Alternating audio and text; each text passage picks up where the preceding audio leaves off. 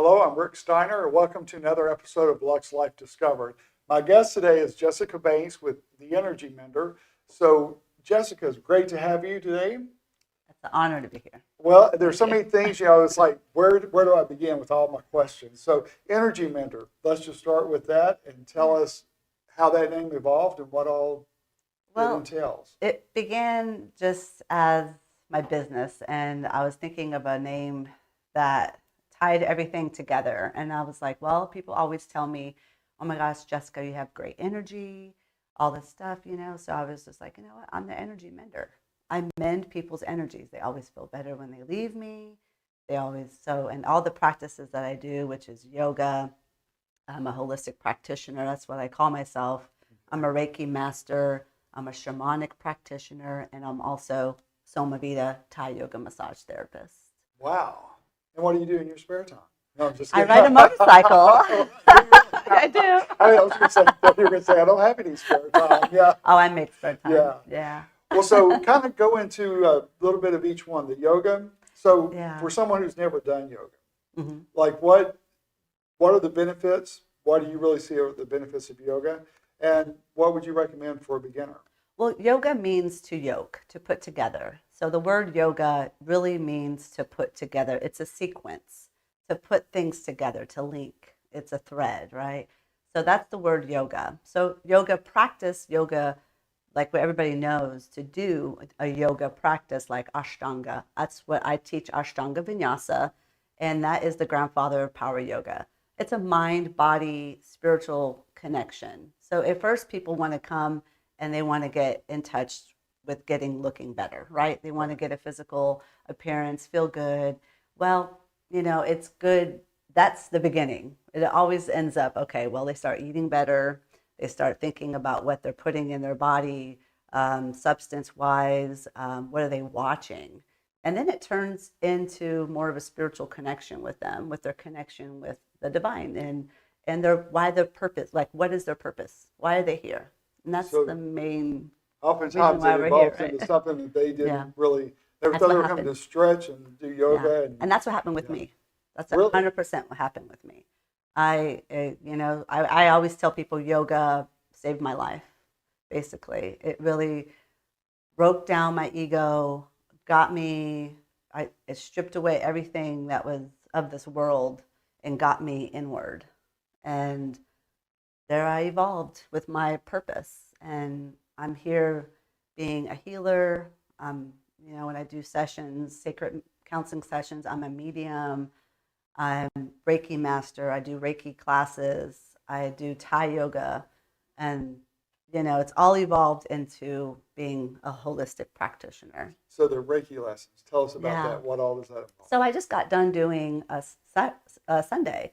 I did a shamanic Reiki level 1 attunement, and I incorporate shamanism and Reiki because that's my training.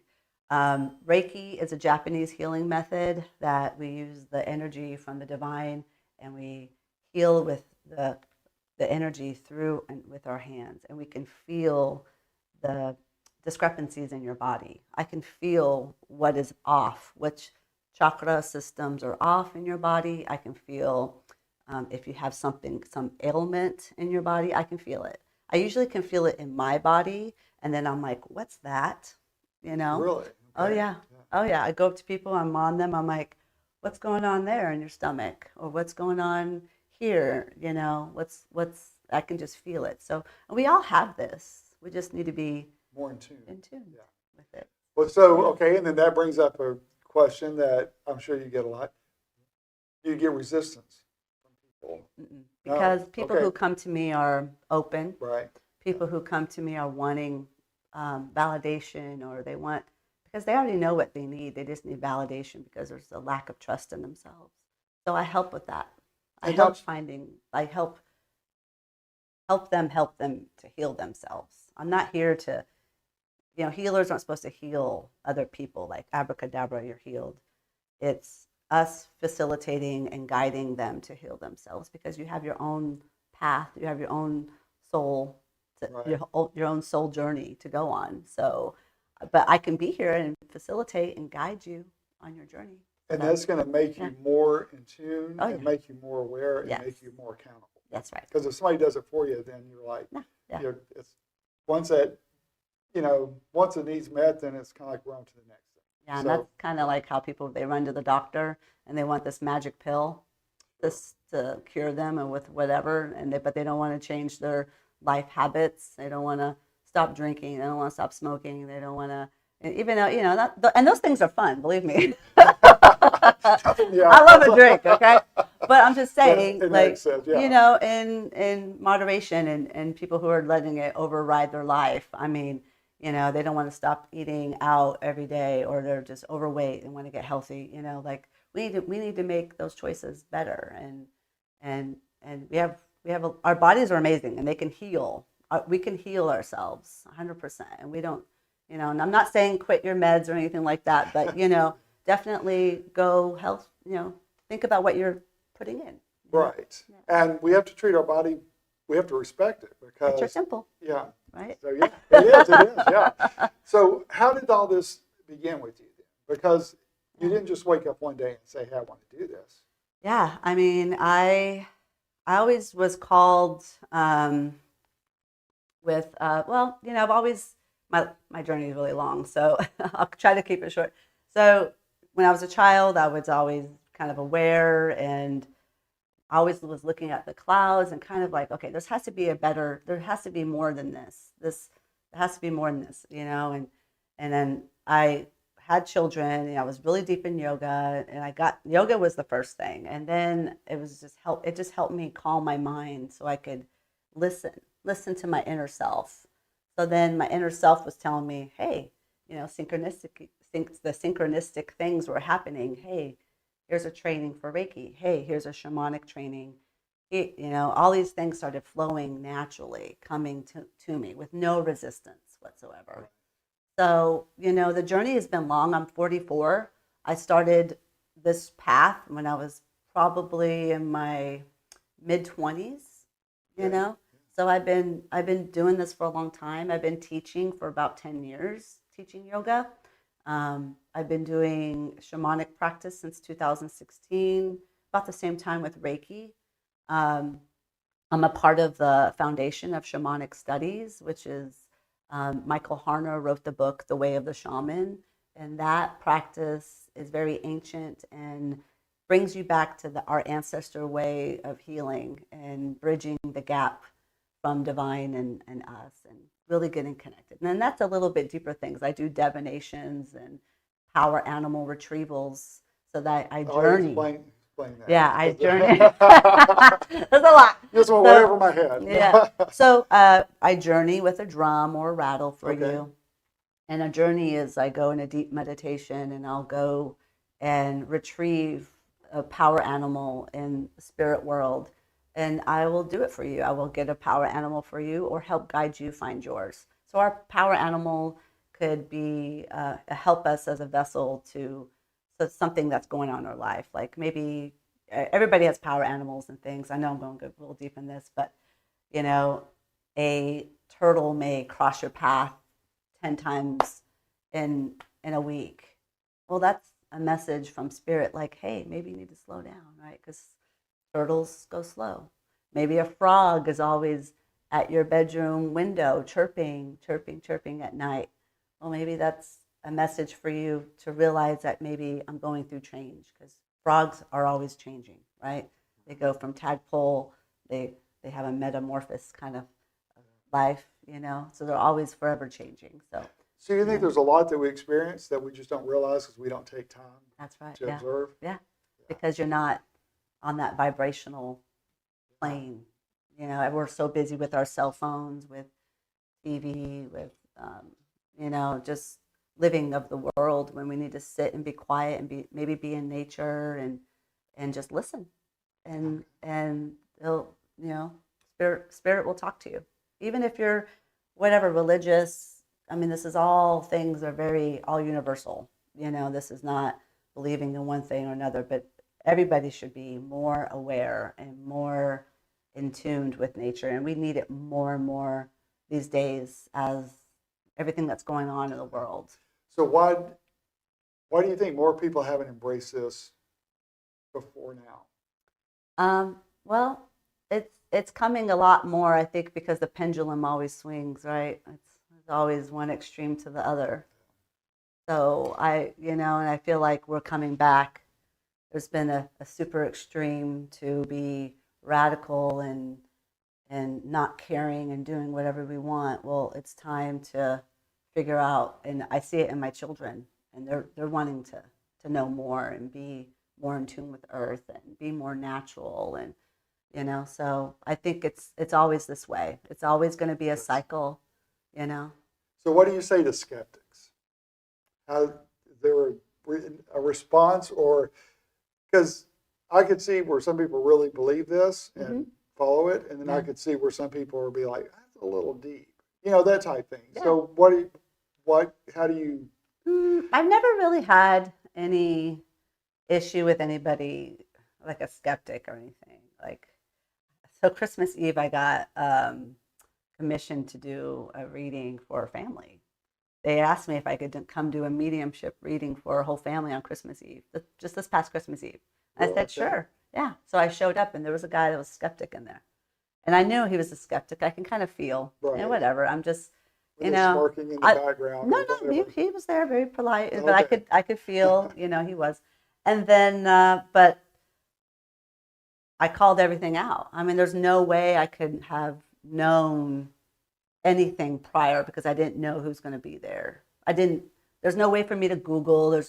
I don't know who was going to be. I didn't even know the 6 people that were going to be there. I knew only one person, and the other person that was paying, and that was it. And then I don't know who else was there, but everything was fine. And I don't think he's a skeptic anymore. So were they amazed when you were able to pinpoint things that yeah.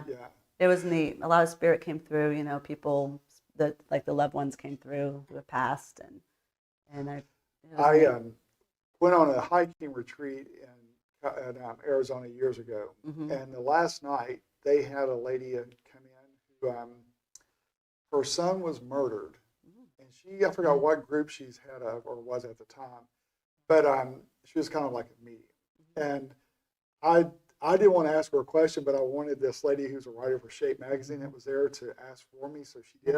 And when she was going through all the different questions, she goes and pointed to her, and she goes, "This isn't your question; it's the gentleman next to you that wouldn't." Yeah. And I was like, "You can't mess with mediums." I was like, "Wow, okay." I love it, but I'm kind of freaked out that you know that. And again, like with people who are skeptics, like if we're doing this work, we're not fazed by anybody. Well, you can't be. No, because we're so confident of what we know, and it's 100% true. I wouldn't be here. I wouldn't be doing this if I wasn't confident in knowing what I know as a seer and as everything that I do. I mean, and and people say, "Oh my gosh, you have a wonderful gift," and I'm like, "Well, you have it too.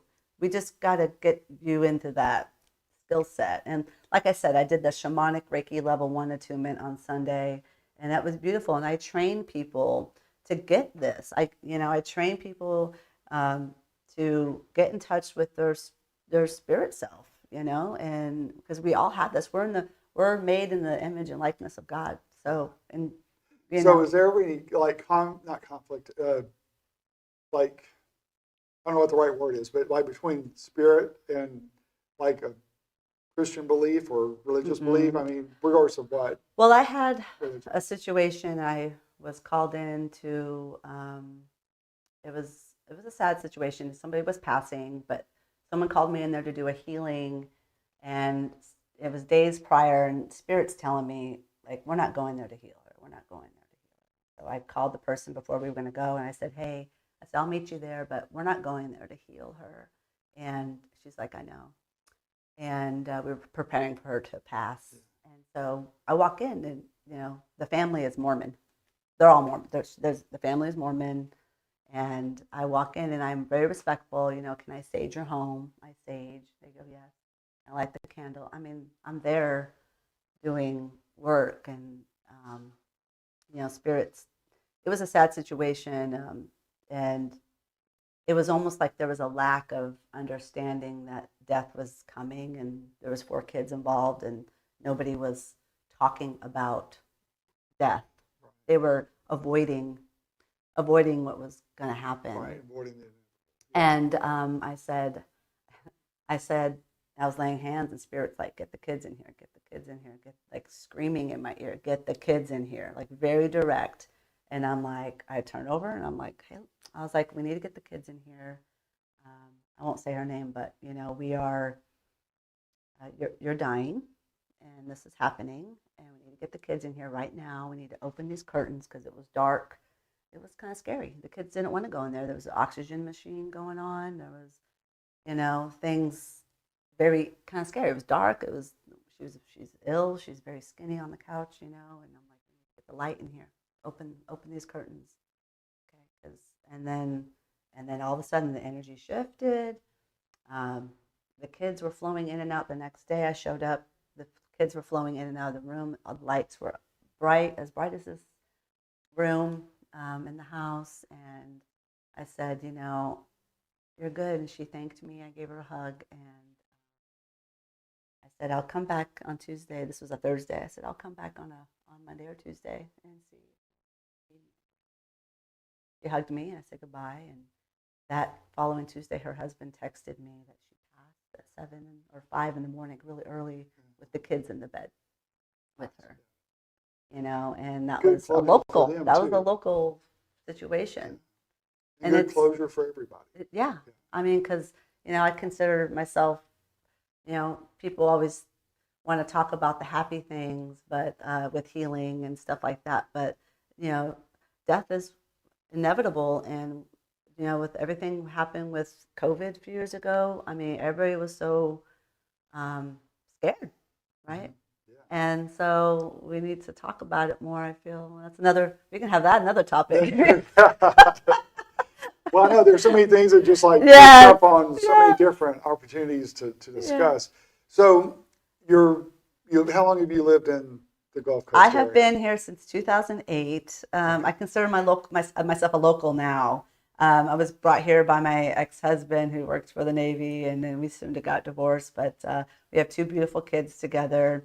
I live on Panama City side. So, but yeah, you know, this place is very special.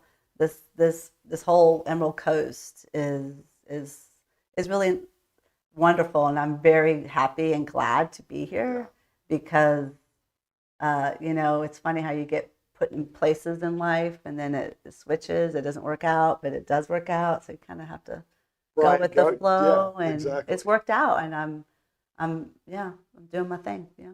Well, good. So do you have a studio or how? Yeah. Okay. So I have an office off of Richard Jackson in Hutchinson, and in the 5-story building there. There in Panama City Beach. At Panama City Beach. So you're on the corner of the like right past the chamber. Mm-hmm. Yeah. So, okay, I know exactly what you're talking about. Yeah. So I'm in the building with all these. I'm in the Army Corps of Engineers is on my floor. I have all these attorneys, and I think ATF is in there somewhere. Berga Firm is upstairs. Yeah, I have all these and here I am, Energy Mender, and I'm trying to like hold the building down. They don't know what we do on the weekends. We do trainings, we drum, and have all sorts of stuff go on. But it's fun. I wonder if they feel my energy, you know? Like I wonder. I know the Army Corps of Engineers, they love it. They're like, hey, hi, we smell your smell. It's so wonderful. Yeah, but it's a beautiful office studio. It's where I do my Thai and all my energy work and sessions in there. It's a beautiful view of the water. So I'm on the 4th floor. Nice. And it's all windows. Yeah, it's beautiful. I'm very blessed to be there. Yeah. So how many people come to like the drum session? Is it like an individual, or do you have over your training? Yeah. So the training I had, I had a couple more trainings. I had trainings in October, and I did a Shamanic Reiki level 1 and level 2. So and that one was I had like 7 to 8 Well, participants. Local people. Yeah, so we do group journey sessions with all the people who have maybe practiced with me, and I'm training. We'll do it at my house or something, or we'll go somewhere where we can really have intention and there's not a lot of distractions. But there is a drum session on the beach down there that's local, like right by Schooners, that I go to sometimes, but it's just a public thing. Everybody goes and drums. It's really fun. Yeah. When is that? That's every Sunday at 3:30. Yeah. Interesting. Weather Okay. permitting. It's a great time. Is it during the summer also? I don't know. Yeah, I'm pretty sure. And my friends who own Back Beach Bonfire, they put bonfire. I'm plugging them. They should. Is that Josh, you're talking about Back Beach Rentals or the? Yes, Back Beach Rentals. Josh? Josh Gupta. Yeah, those are my friends. Yeah. So, and Cody is the one that started the drum session thing there. Yeah. Interesting. So it's really fun. Yeah. I know them real well. So Josh was one of my first guests when I started doing the podcast a couple years ago. I love them. The whole family, Tammy and Naomi. Oh. Good people. They are. So where did you live before you came to? I am originally from Palm Springs, California. I know, don't stress. I'm the old school California. There you have to clarify that now. I know. But I miss it. I'm from the desert, and it's funny how you miss things that were, I really miss the desert. I'm so happy there's heat there. Yeah, isn't it funny? Because you're saying you miss the desert, and I'm from Kentucky. Okay. And so that you get everybody from the north that comes down here, and it's like, we don't have the grass and the dirt. But and to you, this is still not. I miss the mountains. Yeah, that's true. Because I don't know if you've ever seen Palm Springs, but it's very mountainous, and we have big Mount San Jacinto that's huge. And I think I'm a mountain girl. We used to go hike in the mountains all the time and do stuff in the desert, and it has its own beauty. A little more flat here. Yeah, it is flat. Yeah. So what do you see for yourself going forward?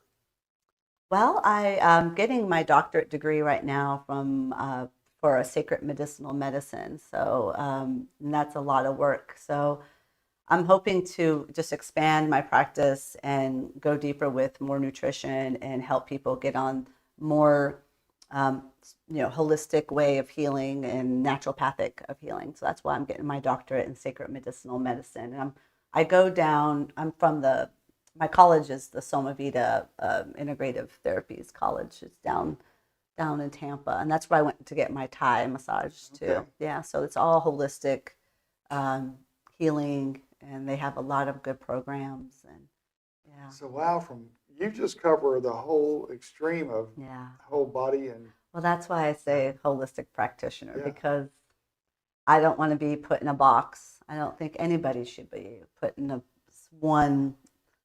But when you meet someone and say you're a holistic practitioner, what you get? They usually go, "Oh," I'm like, "Yeah." Yeah. I was wondering what kind of responses. So I'm sure. What do you? They just ask, "What do you do? Like, what all do you do?"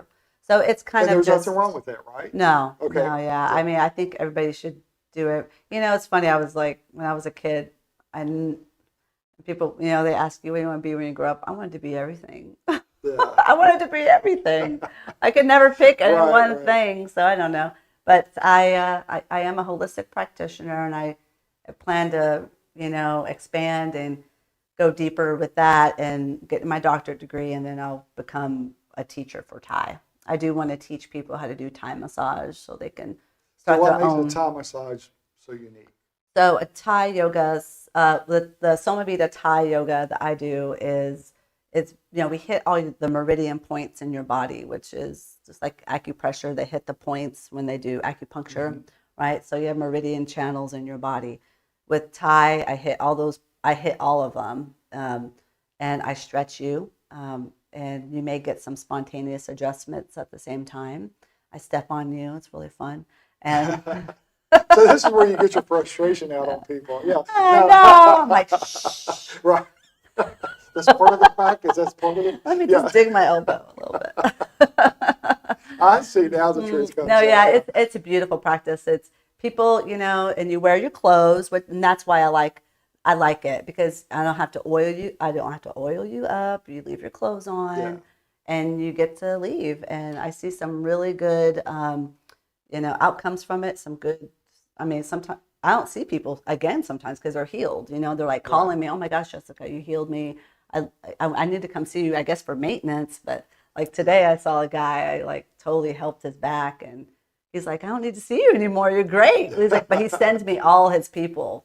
Oh, which that's is good. So yeah, referrals, yeah. yeah, and Thai yoga is 2,500 years old. It's really old and ancient, and it's been around way longer than chiropractic care. So I mean, it's for people who are hurting. Like it's not a frou-frou practice. Like it's not a feel good either. You need to focus on breath, and I'm digging. So it's deep tissue. My mind just went to this, which is crazy, but like goat yoga. Oh gosh, no. So how in the world does someone like you? No, good for them. I don't know. They smell. It's just like, where did that even come from? Yeah.